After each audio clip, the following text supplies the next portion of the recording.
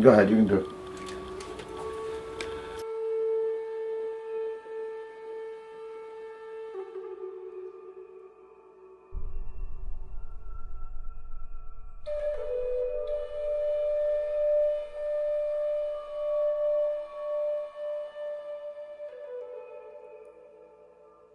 So my name is Bella, and I'm one of the founders of Urban Community Solutions. My name is Kahlil, and I'm a co-founder of UCS Urban Community Solutions. The mission for Urban Community Solutions is to help teach the skills to lift people out of poverty. So that's our mission. We do that by experiential learning. So we conduct like workshops for the communities and things like that, so they get hands-on learning experiences. The way we see it is that in poverty-stricken neighborhoods, success is based on different variables, right? Whether you come from a good family, whether you get to go to good schools or not, whether you have good experiences or not, of many different life chances. For our organization, we focus on 5 main things. So we focus on housing, urban agriculture and sustainability, education, and health and mental health. Those are our 5 main areas of focus. So it's pretty broad. What Urban Community Solutions aims to do is create fixed points despite of whatever variables you have in your life to, create a track for success in a community that otherwise doesn't have that. I would say it's mostly a mixture of direct action and education. That's what we mostly combine. Because yes, we are doing education, but it's not your traditional type of education. So it's not like sitting in a classroom or a lecture or just watching a video on YouTube. Like, our education is usually an event where the community actually gets directly involved in doing whatever the workshop is based on. So for example, we did an urban agriculture event where we had them start growing their, germinating seeds and growing their own food. We had a community health event where we actually gave them like healthy food, and then we gave them like recipe cards, and we conducted a health workshop. So it's educational, but it's also direct action. The direct action is we're bringing the education to the community, and we're having them like actively partake in the learning experience. Like, it's like hands-on.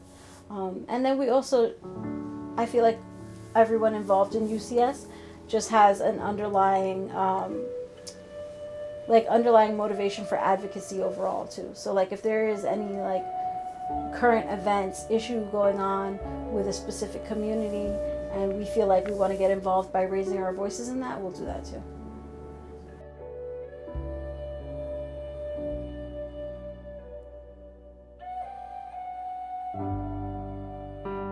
So we came out to the Puerto Rican parade in 2018 to protest the conditions and the lack of resources Puerto Rico was receiving after Hurricane Maria. We had a really large contingency that we were able to get together. Like I said, we made digital flyers for it, and then we recruited all people to come and march with us through Facebook, through Instagram, through the hashtags that we were using and everything like that. And we had a really large contingency. I think we had 80-something people with us. And then during the march, towards the end, there's a red carpet moment. And at that moment, we actually all knelt down for a moment of silence for all the lives that were lost in Puerto Rico due to Hurricane Maria. And it got a lot of media coverage, both on social media and on the actual media, New York One, so on and so forth.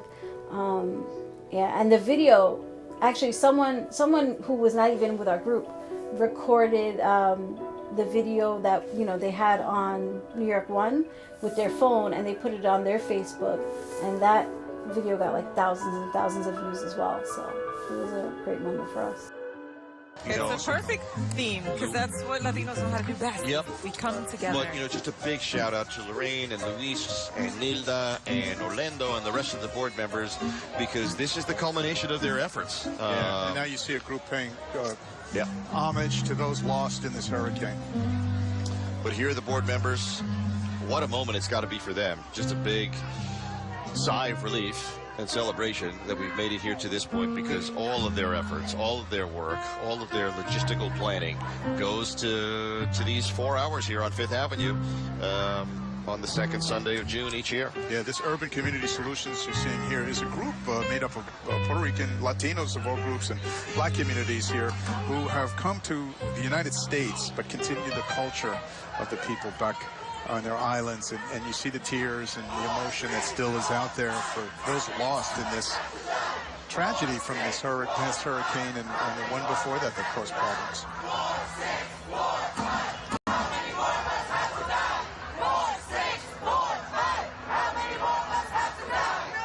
And as you can see by their chants, many want to use this parade as a call for action, to make people accountable, and to never have people lost in a tragedy like this again. Yeah, and the challenge that it's been, certainly reflecting and maintaining and remembering what's been happening on the island and continues to happen, while at the same time trying to have a celebration and to bring smiles to the faces of people. It can be challenging. It is. No doubt. Yeah, but I think, it's been a day where that balance. The balance has been good. Yes, it's been really good, and that moment right there was just so poignant. I mean, she's speechless. Yep, and the board members there bringing up the rear of the parade as they've got to be feeling great.